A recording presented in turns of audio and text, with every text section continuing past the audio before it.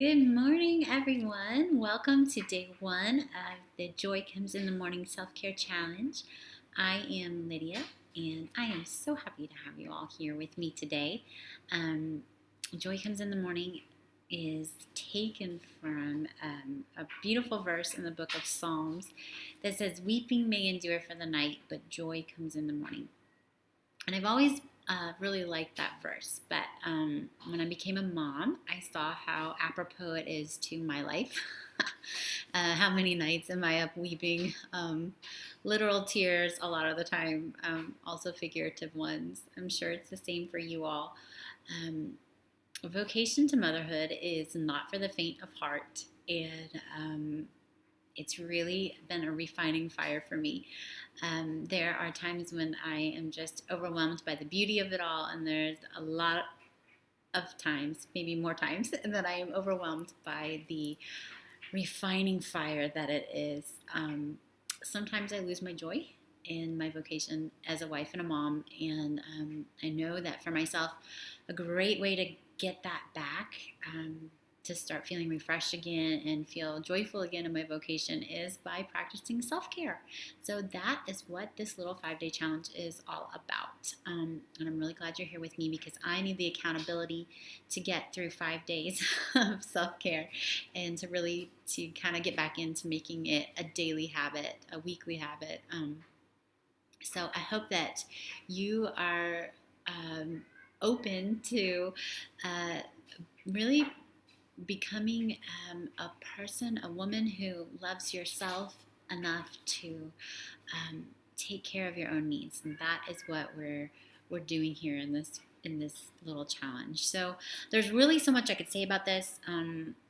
It's a topic that's really near and dear to my heart, but I know that your time is very precious, and you probably have about 5 billion things on your to-do list, and you're putting out fires everywhere. And if you're anything like my house, I think my 3-year-old is running around in the backyard with no pants, and the baby was literally just eating dog food out of the bowl. So I am going to do this as quick as I can before we have any kind of catastrophe. So the purpose of this challenge is, first of all, to help us see that self-care is a good. It's not something that we should feel guilty about. It is something that we should really embrace. Secondly, I want to help us to get a concrete plan for making self-care happen on the regular. I'm talking daily, weekly, and beyond that. So today's challenge is going to focus on first discussing what is self-care and what it's not, and then kind of taking a look at how we envision it and if that needs to change at all. So I like to define self-care as the act of both recognizing and tending to my own needs by intentional acts that nurture my whole person. So both recognizing and tending to my own needs with intentional acts that nurture my entire person. This is not selfish, and this is not laziness. There is a myth that seems to have infiltrated the mindset of American moms far and wide, and I don't know where it came from, but it's really bad news. The myth goes something like this: to be a good mom, I have to just love my kids enough. I have to just push through my tiredness. I have to do all the things. I have to be at all the places. And if I just love my kids more, or if I just try a little harder, then I won't feel so burnt out and I won't need a break. Well, this myth is so detrimental to our physical and our mental and our spiritual health, moms. We are human beings just like our family members, and good moms need to be taken care of, sometimes by other people, but sometimes by ourselves. And so it's really essential. If we're going to learn to practice self-care regularly, we've got to first dispel this myth that good moms don't need it, because that's just not true. Good moms do need self-care. And in fact, it helps make us better moms, better wives, better human beings all around when we take care of our own needs. So I want to tell you a little story that's become one of my favorites since I discovered it last year. It's about John Paul II. You may have heard it before. It's when he was a bishop in Poland. He had a friendship with a young mom named Teresa, and this mom was the proud parent of two twin boys, and she wrote to Bishop Wojtyła at the time. Um, we are fortunate enough to have several of their letters. And she said to him that she was celebrating the fact that her 2-year-old twin boys were actually sleeping through the night now.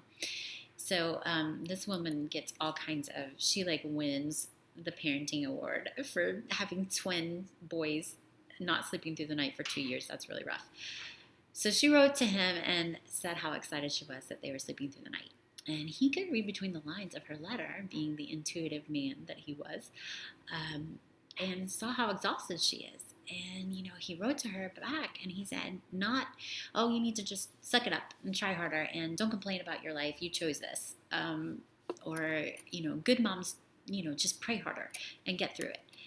No, he didn't say that at all. He said to her, Teresa, you need some time.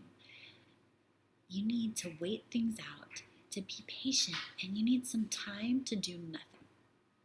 He said that to her, some time to do nothing. My friends, this is gold. Here we have one of the church's most celebrated saints telling a young mother that she needs to take care of her own needs. This is him advocating for self-care for this tired, exhausted, beautiful mother. And if it's good enough for St. John Paul II, then it is good enough for us, girls. We have to learn to let go of the guilt and embrace this path of nurturing ourselves so that we can be the people that God created us to be. One of my very favorite quotes is from St. Irenaeus, and he says that the glory of God is the human person fully alive. Fully alive. The glory of God is the human person fully alive. We cannot flourish like God intends us to unless we are taking care of ourselves.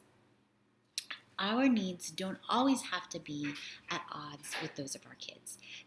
There are times of the day when I have to put my own needs last, like breakfast or bedtime. There are phases in life where, for instance, right after a baby is born, where parents are really consistently putting their needs on the back burner, and you really have to embrace the cross during those times. But our needs don't always have to conflict with those of our kids. We can find a balance of, even in those hard times, of taking care of ourselves in little ways consistently so that we can kind of eliminate some of the burnout that's happening and we can rediscover some joy in our vocation. So today I encourage you, I challenge you to take a look at your view of self-care. Is it positive or negative? Do you feel guilty when you take an extra 10 minutes in the shower, or if you schedule a mom's night out without your kids? Do you have a positive outlook on self-care? And if not, how can you change that? Are there concrete ways that you can begin to view self-care for the good that it is? So that is what our challenge is today. And tomorrow we are going to get into some self-care ideas, and later in the week, goal setting and planning. And I am really excited to tackle this with you. So I promised it would be short and sweet. That's all for today. You've got a workbook that I emailed you. You can use it to take notes or to answer questions in. Come on over to the Facebook group and let us know what your thoughts are. And I would love to hear anything you have to say. And I will see you back here tomorrow. Have a great day, moms. Bye.